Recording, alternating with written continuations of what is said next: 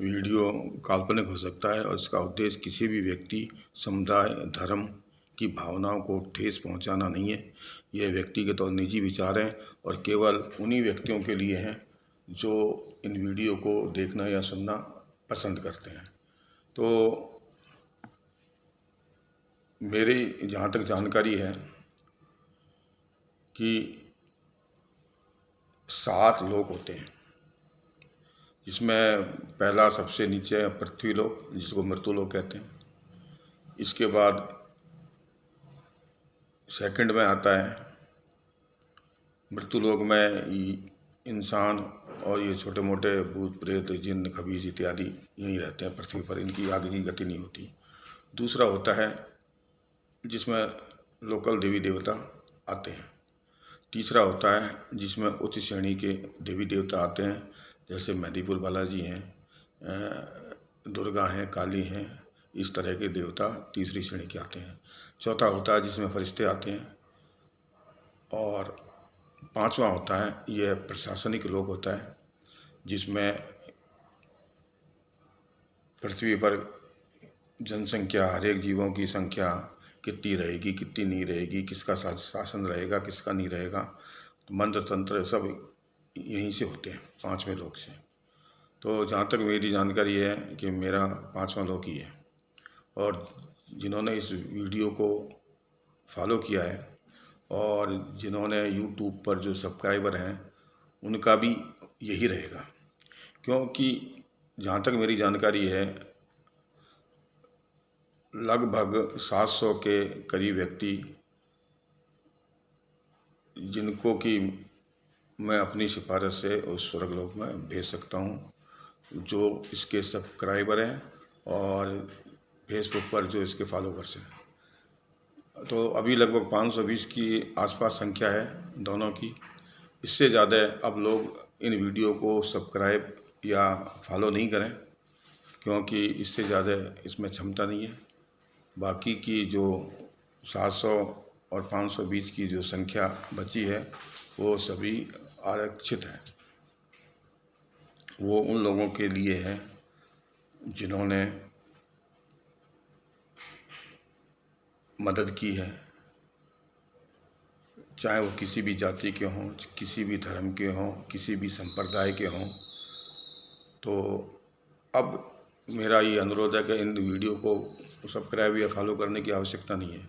जो व्यक्ति लाइक करते हैं ठीक है, उनकी भी अच्छी गति होगी, इसमें कोई किंतु परंतु नहीं है। अब मैं आता हूँ मूल बात के ऊपर कि जो अब तक, हाँ, छठा लोक के बारे में और बता रहा हूँ। छठा लोक में जहाँ समस्त जीवों के जीन सुरक्षित रहते हैं, नए जीवों का उत्पादन पिछले जीवों की जो सुरक्षित हैं वो रहते हैं। और 7वां लोक होता है, उसके बारे में मेरे को स्वयं पता नहीं है। तो ये 7 लोक हैं और पृथ्वी पर स्पष्ट है। इंद्रधनुष में 7 रंग होते हैं, एक सप्ताह में 7 दिन होते हैं, सप्तऋषि मंडल में 7 तारे होते हैं। ये सारा स्पष्ट है। कोई मतलब प्रकृति ने, कुछ ईश्वर ने जिसको कहते हैं, कुछ छुपाया नहीं है। इंसान के सामने सब कुछ है, लेकिन जो छल कपट वाले व्यक्ति हैं उन्होंने सारी व्यवस्था की है, जिसमें सनातन हिंदू धर्म में, यदि मेरा जन्म सनातन हिंदू धर्म में हुआ है, लेकिन सबसे ज़्यादा अव्यवस्था इन्हीं लोगों ने की है। हिंदू धर्म था जो एक ईश्वर को मानता था, जन्म और मृत्यु से एक देवी या देवता में विश्वास रखता था। लेकिन इसके बाद तो ये जातिवाद, ऊंच नीच, पेड़ों की पूजा, वृक्षों की पूजा, सांप की पूजा, तालाबों की पूजा, ये सब, और इसके जो जिनको बाबा कहते हैं, छलम बाबा कहते हैं, भगवा वस्त्र के गौरव को धूमिल किया, कमंडल लेकर के धार्मिक स्थानों पर आगे बैठते हैं, उठपटांग बातें करते हैं और भेष ऐसा बनाएंगे साइकोलॉजिकल प्रभाव डालने के लिए। टीका लगाएंगे, माला पहनेंगे, बड़े बड़े बालों रखेंगे, दाढ़ी बढ़ाएंगे। वो कह रहा है कि मैं शमशान में बैठता हूँ, वो कभी कुछ कभी कुछ। तो ये सब बातें फर्जी और निरर्थक हैं। इनके पास किसी प्रकार की चमत्कारिक शक्ति नहीं है। अगर है तो वो सबसे पहले है ना, मैं उसको चैलेंज करता हूँ कि वो मेरे को बताए। न तो इनके पास कोई भूत की शक्ति है, न कोई जिन्न की शक्ति है, न कोई देवी की शक्ति है, न कोई देवता की शक्ति है। सब फर्जी बातें, निरर्थक बातें हैं। केवल जनता को भ्रमित करना, उनका आर्थिक, सामाजिक और राजनीतिक शोषण करना इनका प्रमुख कार्य है, और इनके बातों से जितना भी दूर रहा जाए उतना ही बेहतर है। अब आती है नॉन वेज खाया जाए या नहीं खाया जाए, तो खाना पीना व्यक्ति की खुद की इच्छा पर निर्भर करता है। नॉन वेज खाए नहीं खाए, मांसाहारी है या शाकाहारी है, वो खुद पर डिपेंड करता है। राज्य का शासन जिन पशुओं की गोश्त खाने की अनुमति देता है, तो इसके लिए राज्य का शासन जिम्मेवार है। इसमें कोई पाप और पुण्य का विषय नहीं है। मरने के बाद कौन तुमसे पूछेगा? अगर पूछे भी सूक्ष्म संसार का न्यायालय, तो कहना कि राज्य और शासन की अनुमति थी।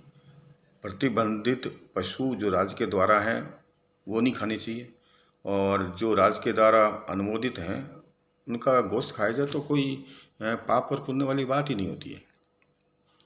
तो जो व्यक्ति ये कहते हैं कि वो नॉन वेज खाने से पाप होता है, तो पाप क्या होता है? मन गवाही दे वो पाप है, नहीं गवाही दे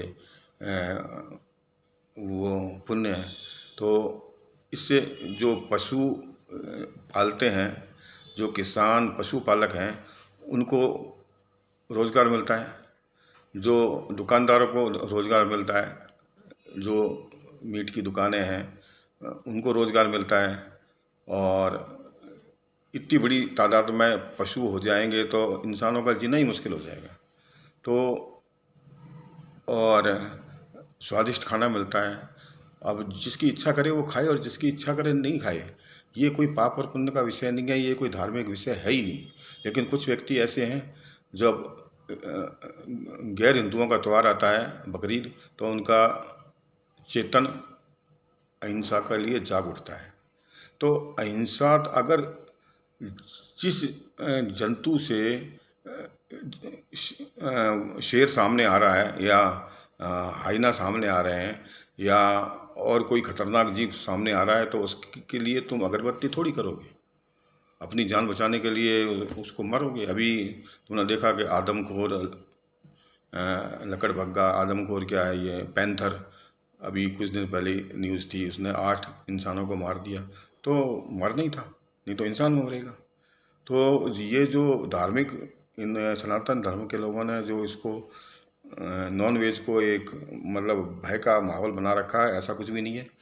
न कोई पाप हुआ है न कोई पुण्य है। जो इच्छा है वो खाओ और जो इच्छा है वो मत खाओ। ये तुम्हारी व्यक्तिगत रुचि पर निर्भर करता है।